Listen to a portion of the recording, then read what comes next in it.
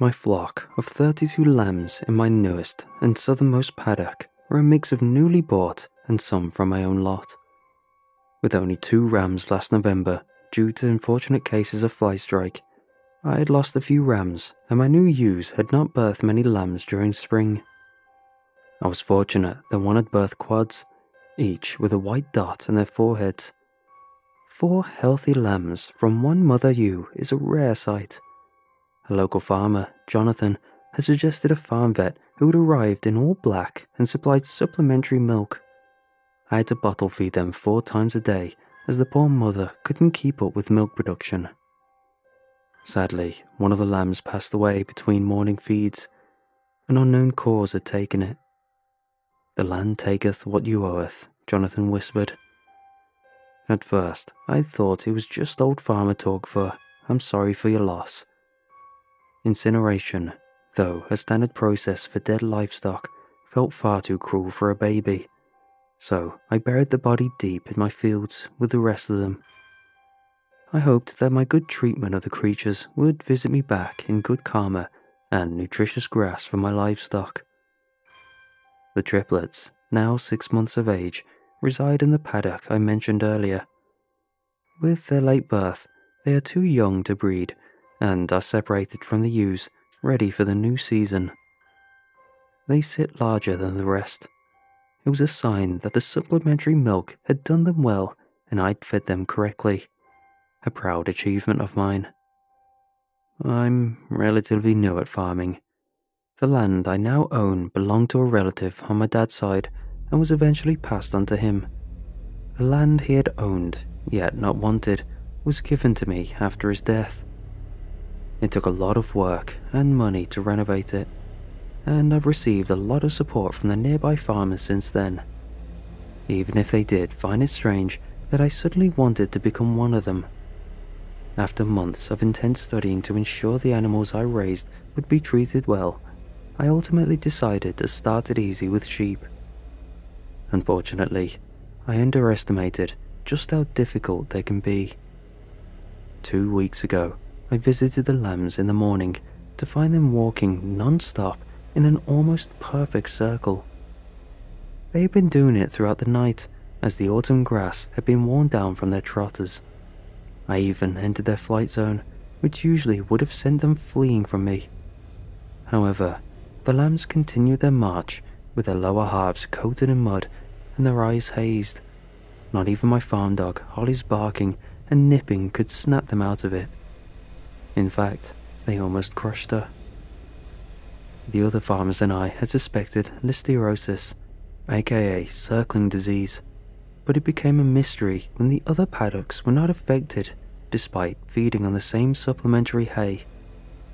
It was as if their flock mentality had activated and they were trying to flee from something. With people I didn't know arriving to see the lambs, it became an area mystery. Even local news took an interest in the matter. However, nobody yielded a solution. In the early days, I released one of my mentally stronger, older ewes into the paddock, hoping the lambs would sense her seniority and break away from their trance. At first, she stayed clear of the group and grazed at the grass. But eventually, she too was drawn to the circle, as if magnetized. The other farmers were unsure of what to do. This behavior had been reported as common with sheep left in pens for too long. But with the vast paddock to themselves, it just didn't make sense. Jonathan had lent me a few of his farm dogs to try and break the circle up, but they remained tightly packed and unresponsive. I reached out to multiple vets, unable to track down the one that had helped me with the quads. In fact, Jonathan helped me with a lot of things, even going so far as to give me a ewe to aid with my lambing. Each vet that visited suggested listeriosis. Some of the vets had theorized that the soil in the paddock had become contaminated. Nonsense. I told them that the lambs had access to my supplementary hay as frost began to claim the fields during the night and dawn. November's cold rain flooded the fields and created thick mud. Day by day, the lamb's pathing formed a moat around the central path of grass. Despite everything, the patch of land in the middle remained dry. Some of the lambs began to pass away by day 10. Their starved and tiny bodies were stampeded and crushed to a pulp by the remaining, yet dwindling numbers. Soon enough, the moat had become so deep that I could only see the top of their heads. The farmers came by every other day, equally intrigued. They'd watch on with focused eyes and raised brows, as if the sight triggered deep thought. Each day, they witnessed a drop in the numbers of lambs, but none of them would offer their condolences. With fewer live lambs, I used the pulley system to lift the corpses out of the ground. Most of them were floppy, their bodies the consistency of beanbags with their broken and crushed bodies, some ripped apart from days of lying at the bottom. Once cleared, we used the system to trap a live lamb and lift them out. When we had gotten it to the surface, the lamb flipped out. Its body swung around violently as if it tried to get back into the pathing, and when restrained, it whipped its head around so wildly that it intentionally broke its own neck. Things like this happen. The land taketh what you oweth, Jonathan assured me. His voice was calm and soothing. Did you speak to my guy? He asked. I never got his number after his visit. Do you think you can call him? I'll give it a try. He's hard to reach. When I visited the paddock this morning, their air was thick with moisture. The fog was suffocating and foreboding. It almost felt as if I was drowning. The grass under my feet felt soft, as if the damp air had mixed with the mud and softened it. Between phlegmy coughs, I peered into the moat. At first, I heard nothing, with just 4 lambs, including the triplets, alive. Just the night before, I was doubtful they would make it through the night. And then, I heard it. A wet, slippery noise filled the air. It sounded like somebody squishing a saturated sponge repeatedly. As I crouched down to the moat, it grew louder, and despite my efforts to focus my eyes through the fog, I could only see dark blobs moving below. My feet shuffled away from the edge, fearing a mysterious figure would come from the fog and push me in if I leaned closer. An intense bleat sounded. It was harsh and loud, yet muffled, like it came from under the surface, and suddenly a rhythmic thudding echoed from below. My flashlight illuminated the water droplets in the air and revealed a faint shadow of one of the lambs. I watched as it repeatedly slammed its head into the dirt, 2 other thumps in the distance following after each other. Instinctively, I shrieked and tried to reach the depths below to stop the lamb, only for my fingertips to brush up against the now soil coat of the creature below. I recognized the material as one of the bigger dog coats I had to give the triplets due to their size. Crackling trickled into my ears, almost like a faulty electrical wire or the sound of water on hot oil.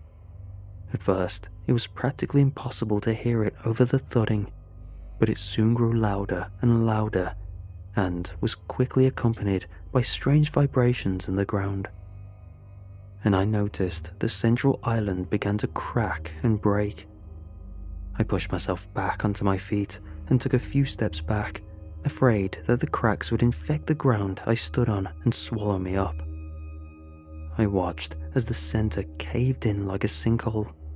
The hole grew bigger, swallowing up the remaining dirt until there was just one giant hole inside of the moat. Suddenly, the air became light. No more cracks, no more thudding. Nothing. Time itself stood still, while my rapidly beating heart created the soundtrack of my panic. And so, with unsteady feet, I approached the hole yet again. I feared that the remaining lambs had gotten stuck in with the muck, and my worry for them triumphed against my frightened nature. To my surprise, the 3 lambs remained stood in place. A small mud mound remained. The lump wriggled and squirmed as if something was trapped underneath. Fearing that it was one of my lambs and that it would soon suffocate, I jumped in.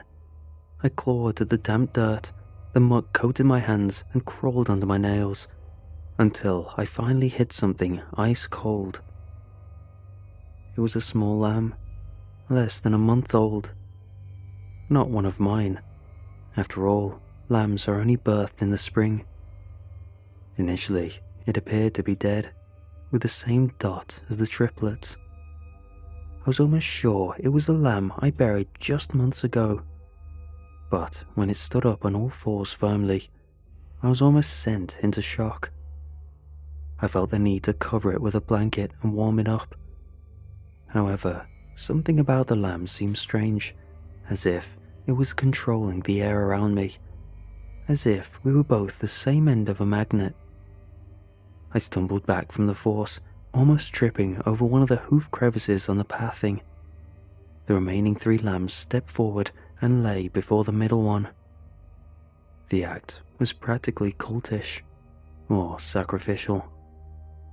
There was a sense of purpose in their movement, as if they had been working up to this moment. "Hey," I called out, followed by a whistle. They didn't spare me a glance. I knew that they had heard me. There was something different in their behavior now than earlier. They seemed to have woken up from the trance they had been in over the past few weeks. Frantically, I scanned the surrounding area.